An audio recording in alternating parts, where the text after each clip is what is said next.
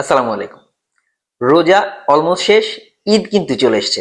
আর এই ঈদে মুক্তি পেতে যাওয়া বাংলা যে মুভিগুলো আছে, যার টিজার এবং ট্রেলার আমাদের সামনে এসেছে, সেরকম মুভিগুলো নিয়ে এখন কথা বলবো। বলিউড কিংবা হলিউডের মতো বাংলাদেশের মুভিগুলোর ফার্স্ট লুক, টিজার, তারপর ট্রেলার, তারপর ট্রেলার 2 এগুলো কিন্তু আসে না।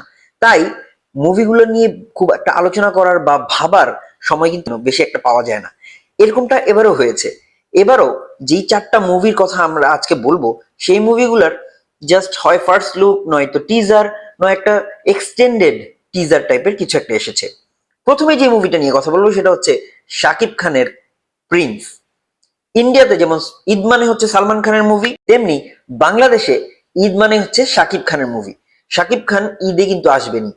প্রিয়তমা, তুফান এরকম বড় বড় বিগ বাজেটের মুভি নিয়ে কিন্তু গত ঈদগুলোতে এসেছিলেন। সিনেমাগুলো একদম হল ফাটিয়ে দিয়েছিল।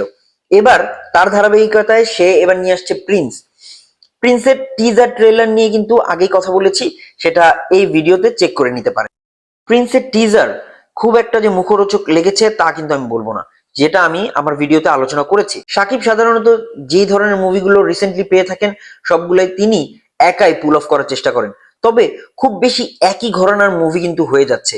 প্রত্যেকটাই অ্যাকশন থ্রিলার, মারমার কাট টাইপের মুভি, যেগুলোতে বিশাল বিশাল মেশিন গান, কেজিএফ থেকে শুরু করে অ্যানিমেলে যেগুলো ইউজ করা হয়েছে, সবকিছু মিলে অনেকটা একঘেয়ে টাইপের হয়ে যাচ্ছে। প্রিন্স আশা করি একটু ডিফারেন্ট হওয়ার চেষ্টা করবে। তবে প্রিন্স মুভি থেকে তেমন কোনো ব্যাঙ্গার গান কিন্তু এবার আসে নাই। লিচুর বাগানে কিংবা লাগে উড়াধুরা যেরকম ধরনের ব্যাঙ্গার ছিল, যেইটা শুধু গানের জন্যই মানুষ সিনেমা হলে ছুটে গিয়েছিল, সেই ধরনের কোনো ব্যাঙ্গার গান কিন্তু প্রিন্সের থেকে আসেনি। পরবর্তীতে যে মুভিটা নিয়ে কথা বলবো সেটা হচ্ছে দম। রেদওয়ান রনি অনেকদিন পরে মুভিতে ফিরেছেন, এবং তাও আবার খুবই ভালো একজন অ্যাক্টর নিশোকে নিয়ে।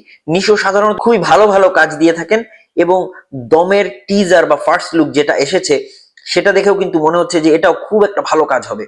এই মুভিটা একটু ডিফারেন্ট ঘরানার হতে যাচ্ছে।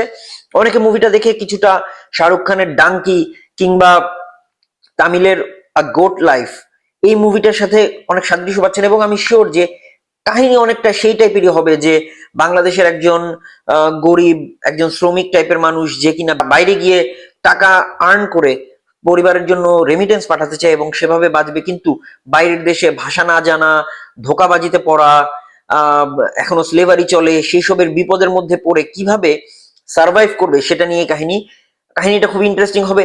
তবে ঈদ উল ফিতরে যেমন মানুষের মধ্যে একটা আনন্দ থাকে, সে আনন্দ ভাইবটা এই মুভিটার মধ্যে একটু কম পাওয়া যাচ্ছে। তবে যাই হোক, আমি অ্যাক্টিং এর জন্য, নিশোর জন্য, রেদওয়ান রনির জন্য এই মুভিটা অবশ্যই দেখতে যাব। বেস্ট অফ লাক ফর দম। তারপরে যে মুভিটা নিয়ে কথা বলবো সেটা হচ্ছে সিয়ামের রাক্ষস। রাক্ষসের একটা টিজার এসেছে, এবং টিজারটা কিন্তু একদম খুবই 18+ টাইপের, মানে একদম মার মার কাট কাট, চারদিকে রক্তারক্তি। যেই ট্রেন্ডটা নিয়ে আমি আগেও কথা বলেছি, যে অ্যানিমেল থেকে শুরু হওয়ার পর থেকে, অ্যানিমেল মুভি, রণবীর কাপুরের অ্যানিমেল মুভি থেকে শুরু হওয়ার পর থেকে এই ট্রেন্ডটাই এখন একদম চারদিকে চলে আসছে। আমি শিওর যে 1-2 বছরের মধ্যে এই ট্রেন্ডটাও থেমে যাবে। তবে এখন বাংলা মুভিও কিন্তু সেই স্রোতে গা ভাসাচ্ছে, এবং তারই আরেকটি উদাহরণ হচ্ছে এসিয়ামের মুভি। মুভির লুকে আমার এখনো খারাপ লাগছে না, মুভির লুকটা বেশ ভালো। তবে পুরোপুরি একদম পিস, সিন বাই সিন অ্যানিমেলের একটা ভাইব দিচ্ছে। বড় চুলের রণবীর কাপুরের মতো লুক, তাছাড়া নায়িকার সাথে তার যে রোমান্স করার যে প্রক্রিয়া, সেটা অনেকটা তৃপ্তি ডিমরির সাথে রণবীর কাপুরের সিনগুলোর সাথে অনেক যোগ সাদৃশ্য আছে। এমনকি শেষ দিকে যখন সে একটা অকওয়ার্ড একটা ডায়লগ দেয় ডাক্তারের কাছে, সেটাও অনেকটাই একদম রণবীর কাপুরের মতো একদম সেম রকমের ডায়লগ থ্রোয়িং, বন্দুক চালানো, রক্তারক্তি সিনগুলো সবকিছু একদম সেই টাইপেরই। তবে এই মুভিটা আশা করি আমি ভালো হবে, কারণ সিয়াম একজন খুব ভালো অ্যাক্টর, এবং এটা ওই বরবাদের একটা সিকুয়াল বা বরবাদের ইউনিভার্সটার মধ্যে একটা মুভি বানানোর একটা চেষ্টা করা হচ্ছে। তো হোপফুলি সেটা ভালো হবে, এবং তাদের জন্য শুভকামনা। সর্বশেষ যে মুভিটা নিয়ে কথা বলবো তা হচ্ছে বনলতা এক্সপ্রেস। বনলতা এক্সপ্রেস নিয়ে আমি আগে কথা বলেছি, সেটা এই ভিডিওতে চেক করে দেখতে পারেন। তবে বনলতা এক্সপ্রেস নিয়ে আমি খুবই আশাবাদী। খুব ভালো ভালো কিছু অ্যাক্টর নিয়ে, হুমায়ুন আহমেদের উপন্যাস অবলম্বনে তানিম নূর গত ঈদে যেমন একটা মুভি এনেছিলেন, ঠিক সেই রকম ঘরানার। কিন্তু এইটার ট্রিজার, কিন্তু এইবারের ট্রেলারটা, এটা টিজারটা এবং ট্রেলারটা খুবই ভালো লেগেছে। একমাত্র এই মুভিটার প্রমোশন তারা মোটামুটি একটা ঠিক টাইপের মতো করেছে। তারা প্রথমে একটা টিজার এনেছে, তারপর তারা একটা গান রিলিজ করেছে, সর্বশেষ তারা একটা ট্রেলারও ড্রপ করেছে এবং সবকিছু মিলে মনে হচ্ছে যে এই মুভিটা খুবই দুর্দান্ত হবে। আমি তো ডেফিনেটলি এই মুভিটা দেখতে যাবই, বাকিগুলো আমি ইনশাল্লাহ দেখবো। তবে আপনাদের এই 4টি মুভির মধ্যে কোনটি আপনি আগে দেখবেন এবং মুভিগুলোর টিজার ট্রেলার নিয়ে আপনার কি মতামত তা কমেন্ট সেকশনে জানাবেন। পরবর্তীতে আবারও অনেক মুভির টিজার ট্রেলার ফার্স্ট লুক এবং মুভি রিভিউ নিয়ে আপনাদের সামনে হাজির হব।